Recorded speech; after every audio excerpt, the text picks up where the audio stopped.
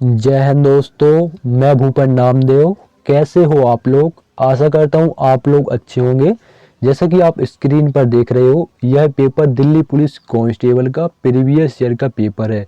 यानी जो आपकी पिछली वैकेंसी दिल्ली पुलिस कांस्टेबल की निकली हुई थी, उसका ये पूरा आंसर की है। तो आज हम कंप्यूटर के सेक्शन या कंप्यूटर के पार्ट को सॉल्व करने वाले हैं। सभी लोग बोल रहे थे दोस्त कि आपने जीके जेएस का करवा दिया, रीजनिंग करवा दी, अब कंप्यूटर का करवा दीजिए। तो दोस्तों अब कंप्यूटर की बारी है, तो कंप्यूटर के प्रश्न आज हम सॉल्व करने वाले हैं। इसके अलावा अगर आप यह प्रश्न सॉल्व करोगे, प्रीवियस ईयर का पेपर सॉल्व करोगे, तो आपको आसानी से पता चल जाएगा कि दिल्ली पुलिस कांस्टेबल में जो प्रश्न पूछे जा रहे हैं कंप्यूटर के, उनका लेवल क्या है, क्या प्रश्न कठिन पूछे जा रहे हैं या सरल पूछे जा रहे हैं। इसके अलावा किस किस टॉपिक से आपके कंप्यूटर के प्रश्न पूछे जा रहे हैं, तो उसी हिसाब से आप अपनी रणनीति बना सकते हैं। क्योंकि आपका दिल्ली पुलिस कांस्टेबल में बहुत कंपटीशन है दोस्तों, जितना आप प्रैक्टिस करोगे उतना आपके लिए सही रहेगा। तो आपको खोज खोज के अच्छे से इसको पढ़ना है, क्योंकि आपकी नौकरी एक बार गई तो फिर दोबारा नहीं आने वाली। अभी चुनाव का टाइम है, अच्छे से समझिए, ठीक है। और कंपटीशन बहुत है, लड़के 12-1-2 बजे तक जाग जाग के पढ़ रहे हैं।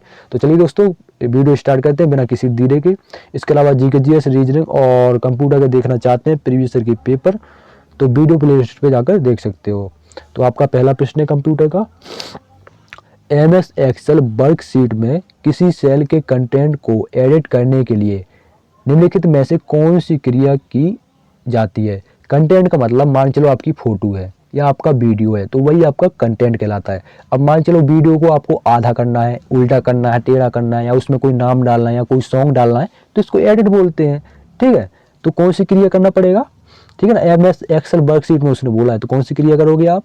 तो अगर आपको एडिट करना है तो आप सेल पर डबल क्लिक करोगे। क्या करोगे? सेल पर डबल क्लिक करना। तो ऑप्शन 3 बिल्कुल सही होगा। इसके अलावा आप जैसा स्क्रीन पर खुद देख रहे हो, प्रश्न आपका एमएस एक्सेल से है। तो आपका दिल्ली पुलिस कांस्टेबल में जो प्रश्न पूछेगा अधिकतर, वो आपका एमएस एक्सेल और एमएस वर्ड, यानी एमएस एक्सेल एमएस वर्ड दो ही टॉपिक से आपके प्रश्न पूछ जा रहे हैं। 10 जैसे प्रश्न पूछा है तो 10 में से 8-7 प्रश्न आपके, किसी में 6, किसी में 7, किसी में 8, 6 से नीचे कोई नहीं है, ठीक है। तो उसमें आपका एमएस वर्ड और एमएस एक्सेल से प्रश्न पूछे जा रहे हैं।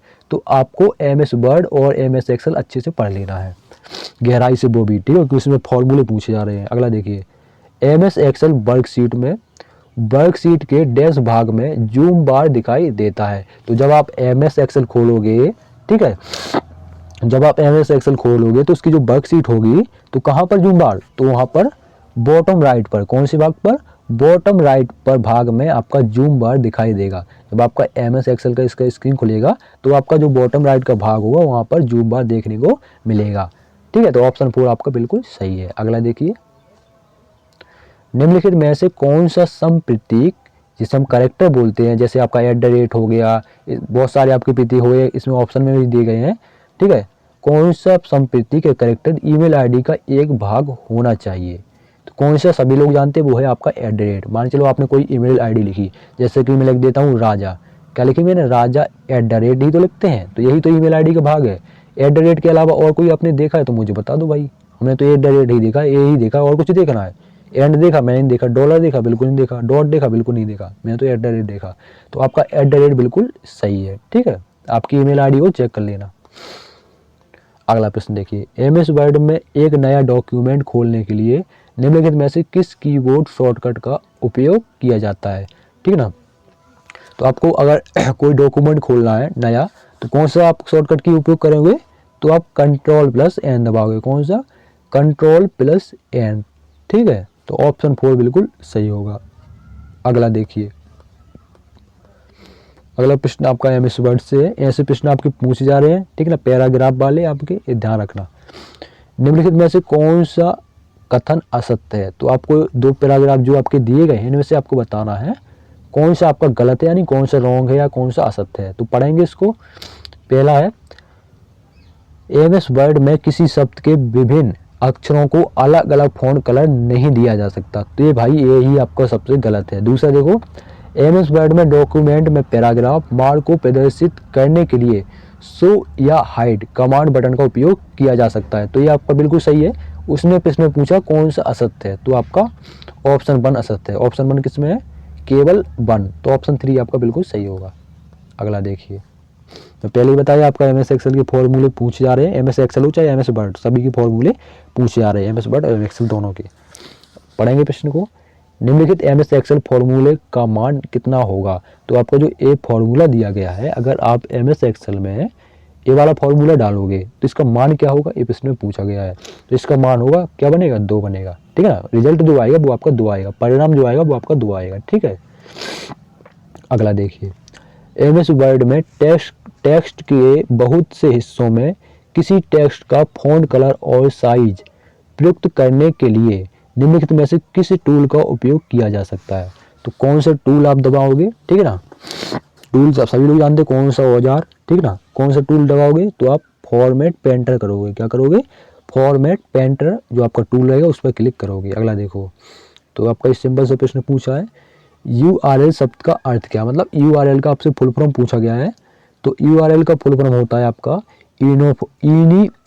Uniform resource locator. क्या होता है, यूनिफॉर्म रिसोर्स लोकेटर। इसके अलावा एक भी पूछा जा रहा है WWW का फुल फॉर्म।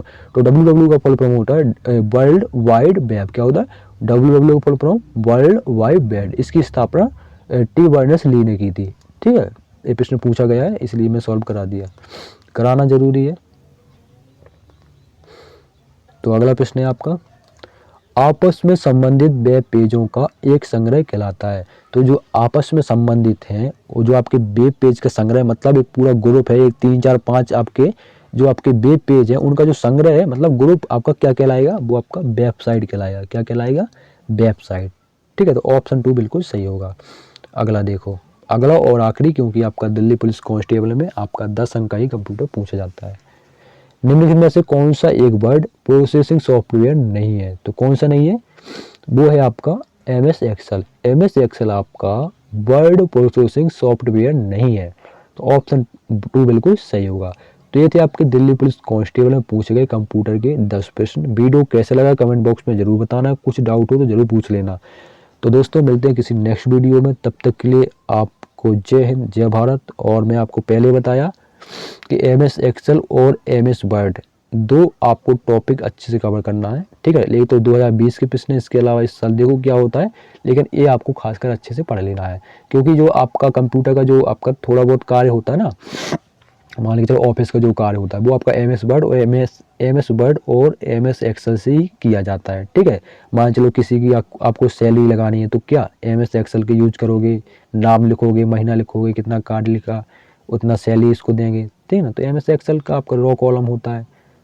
तो आपका MS एक्सेल और MS वर्ड का अच्छे से नॉलेज होना चाहिए, क्योंकि आपका यही ऑफिस वर्क में यूज किए जाते हैं, ठीक है, नॉर्मल कार्य में। और वहाँ आपको सॉफ्टवेयर तो बनाना ही, जो आपको सॉफ्टवेयर इंजीनियर का प्रश्न पूछेंगे तो आपका MS एक्सेल और MS वर्ड ही आपका पूछा जाता है। जय हिंद जय भारत।